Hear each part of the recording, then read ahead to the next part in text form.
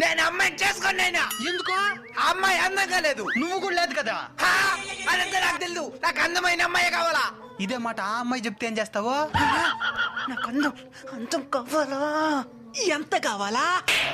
ఇంత కావాలా? దానికి రెండింతల అందమైన అమ్మాయిని చూపిస్తాను పద. ఏంది అందమైన అమ్మాయి అని చెప్పి ఈ చెట్టు కిందకి తీసుకొచ్చినవే? ఈ చెట్టు కిందనే నీకు జ్ఞానోదయం అవబోతుంది.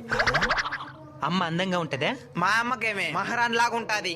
సరే ఇప్పుడు నిజాలు మాట్లాడుకుందాం. మీ అమ్మ పొలికే నీకు వచ్చింది. నువ్వే అందంగా లేదని ఫీల్ అవుతున్నామంటే మీ అమ్మ కూడా అందంగా లేనట్టే కదా. మరి నీకెందుకు మీ అమ్మ మహారాణిలా కనబడతా ఉంది? నీకే కాదు, ఈ ప్రపంచం నుండి ప్రతి బిడ్డకి తన తల్లి అందంగానే కనబడుతుంది. కారణం అమ్మ రూపం కంటే అమ్మ మనసు అందంగా ఉంటుంది కాబట్టి.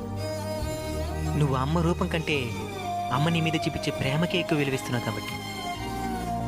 అమ్మాయి అందంగా ఉందో లేదో చూడాల్సింది నిన్ను అమ్మలా చూసుకోగలదో లేదో మాత్రమే చూడాలి. సరే మామ.